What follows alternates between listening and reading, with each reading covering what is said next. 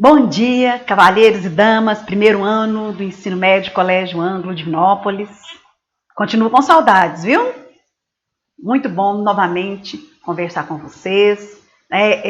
Esse encontro de toda semana traz para a gente um alento, traz para a gente pelo menos essa alegria de saber que nós estamos em comunicação, que nós estamos juntos, firmes, nós não paramos, embora de maneira responsável, ainda bem, embora não, ainda bem de maneira responsável, mas nós continuamos juntos, estudando, mantendo a nossa rotina.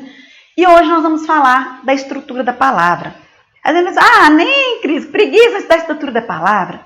Olha, a nossa língua é um elemento de identidade nacional. A língua nos identifica, a língua nos representa. Então, o que nos faz ser uma nação também é essa unidade, essa unicidade da língua, essa identidade linguística, ela nos representa como nação, como um povo. E é importante conhecer essa língua, essa estrutura, essa etimologia da palavra, da língua.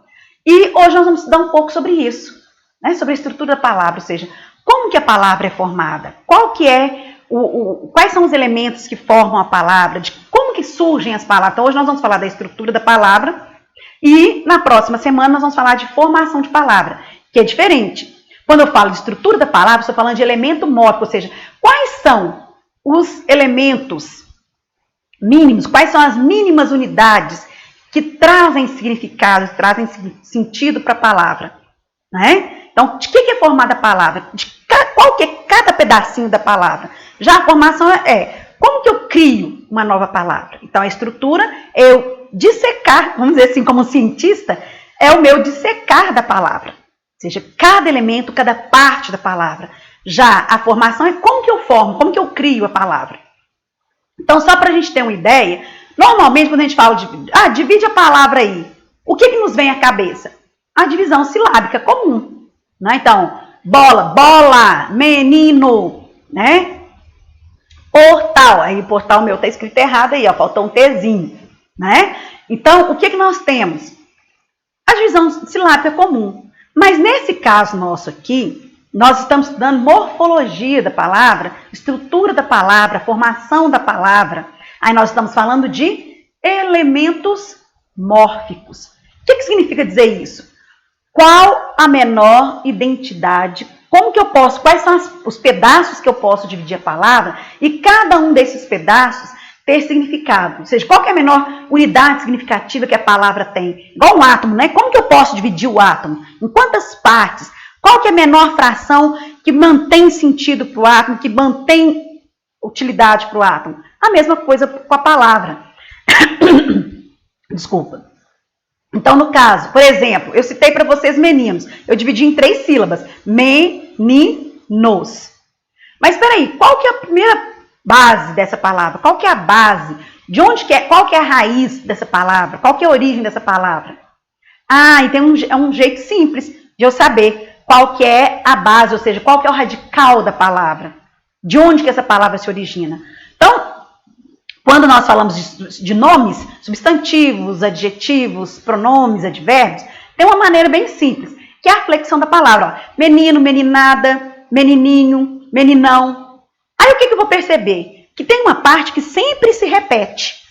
Essa parte que sempre se repete, eu vou dar para ela o nome de radical.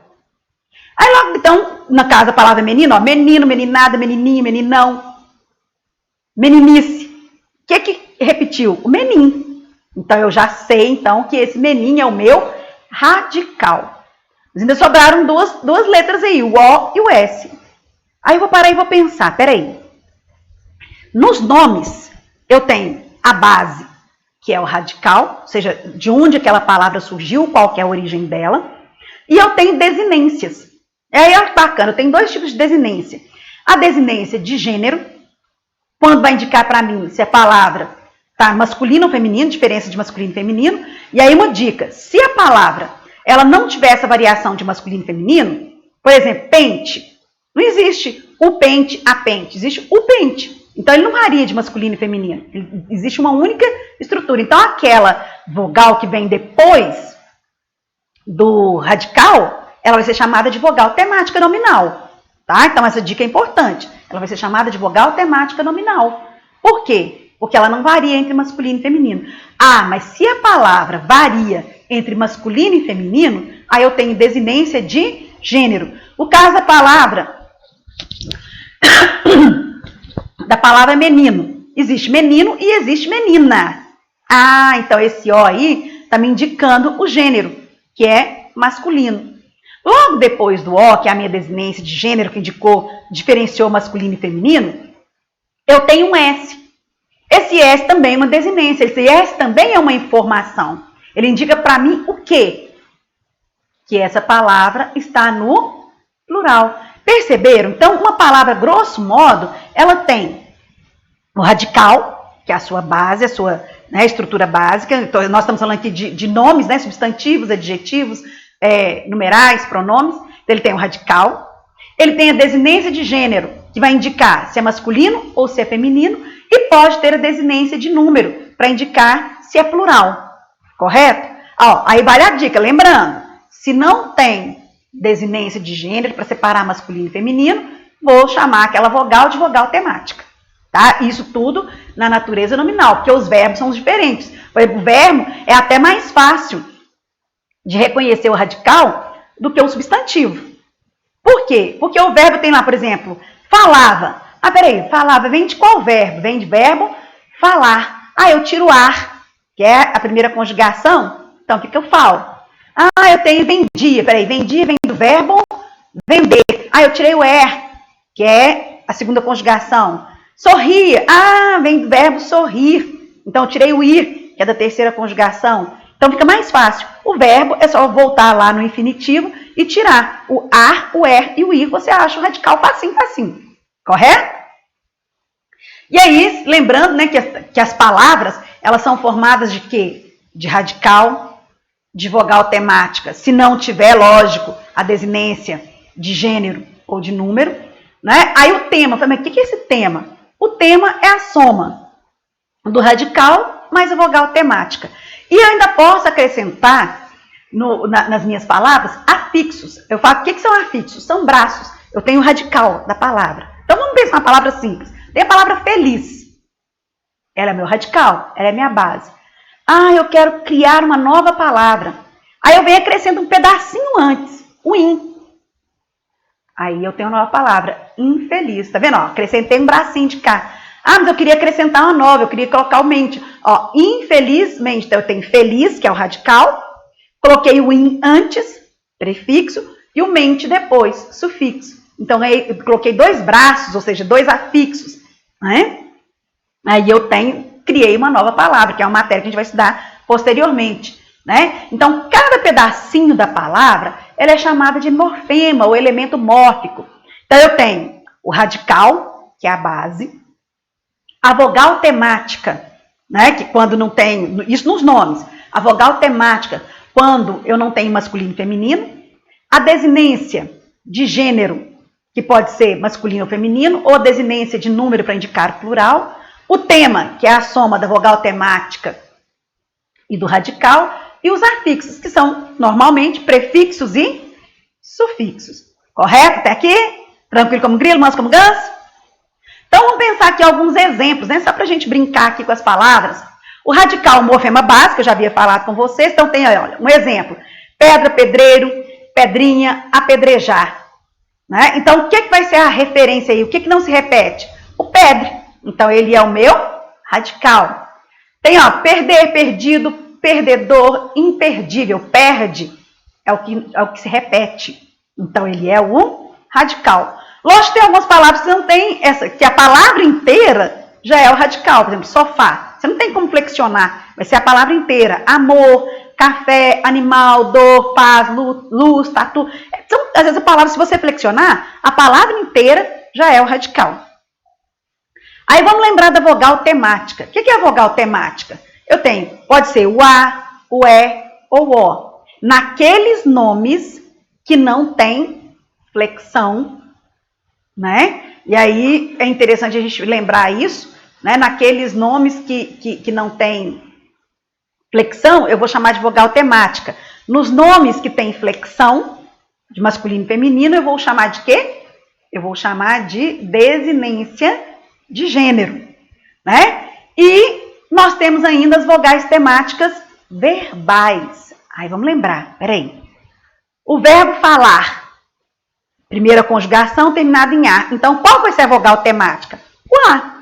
O verbo entender, ele é terminado em er, segunda conjugação. Qual que é a vogal temática? O E. O sorrir, terminado em ir. Qual que é a vogal temática dele? O I. Correto? Faz sentido? Tranquilo como um grilo? E aí o tema, né, que a gente usa menos, mas só para a gente entender, o que é o tema? É o radical somado a quem? A vogal temática.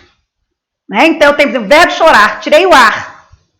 Né? Vou dar um exemplo. Tirei o ar, que é a desinência de infinitivo. Aí vai ficar o xó, até o R. Qual que é a vogal temática dos verbos terminados em ar? Não é o A. Então vai ficar chora. Faz sentido? Outro elemento importante para que a gente possa estudar e para que a gente possa entender é a desinência. Já falei, a desinência nos nomes, ela pode indicar o gênero e o número. Já nos verbos, as desinências têm outro nome e têm outra função. Ela vai indicar, a desinência pode ser número pessoal ou modo temporal. Ela pode indicar se é primeira, segunda e terceira pessoa, se é singular ou plural, ou se é tempo, presente, passado ou futuro. Faz sentido? Então, bora lá. As desinências nominais, como eu já havia falado com vocês, ela vai indicar para a gente se é masculino ou se é feminino, se é plural ou não. Então, nós temos aqui, ó, meninas, né? Então, eu tenho o menin, que é o radical, o A, desinência de gênero, que está indicando feminino, e o S, que indica o número, está indicando que está no plural. Aí vamos pensar num verbo, por exemplo, cantávamos, é um verbo comum. Então, o que eu tenho? Peraí, deixa eu parar e pensar. Não sai classificando igual doido, não. Peraí, vamos pensar. Cantávamos.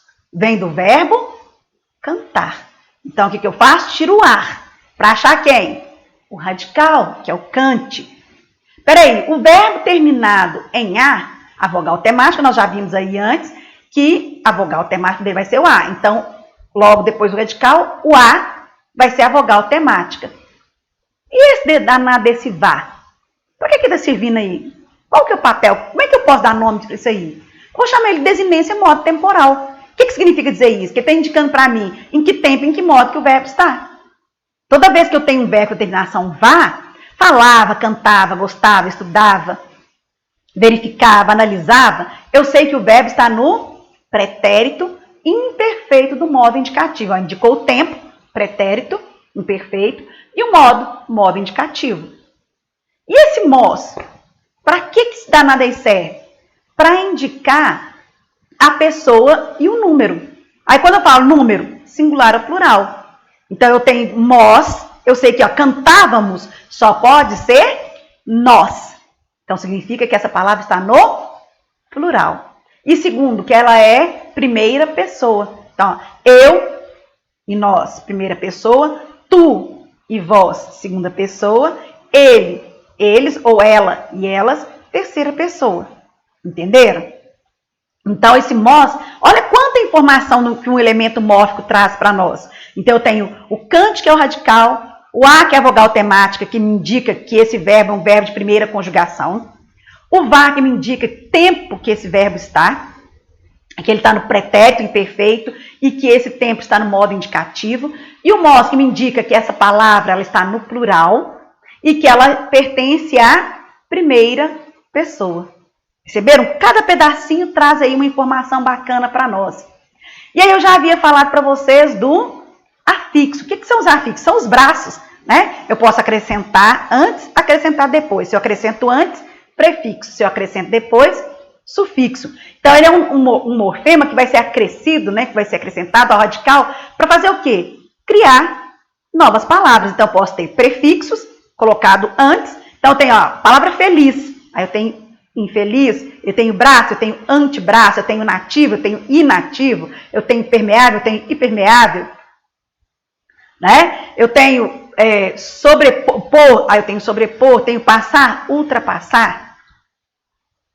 Depois nós temos os sufixos, que são aqueles que vêm depois do radical. Então, tem a palavra, a base feliz, eu tenho homem, caldeira, virou caldeirão, dente virou dentuça, parte virou partícula, cão virou cãozinho. Então, ou seja, coloquei depois do radical. Correto? Nós ainda temos alguns termos que são chamados de consoantes ou vogais de ligação. Para que serve isso? Não confunda consoante ou vogal de ligação com vogal temática. Quando você tem, por exemplo, chá mais eira. Se eu fosse criar essa palavra, seria chaeira. O eira, o sufixo eira, mas a palavra chá. Como fica estranha a palavra, chaeira, então o que a gente faz? Utiliza aí uma ligação, que pode ser uma vogal ou uma consoante. Então, ó, carne mais voro, aquele que devora a carne. Aí carvoro. Não, então aí você acrescenta o e aí vira carnívoro. Perceberam? Entenderam a formatação, a estruturação? Aí nós temos aqui um praticando, né? São 4 atividades, tá, pessoal? Para vocês. E aí eu peço que façam com seriedade, façam com bastante propriedade, revisitando aí, né, os nossos slides, se tiverem alguma dúvida, na apostila de vocês também. Então, façam com atenção o exercício e no finalzinho a gente traz gabarito para vocês tiverem dúvida. Mas, mesmo assim, havendo dúvida, é só me chamar, vocês sabem que estão sempre à disposição. Grande beijo a todos, até a semana que vem.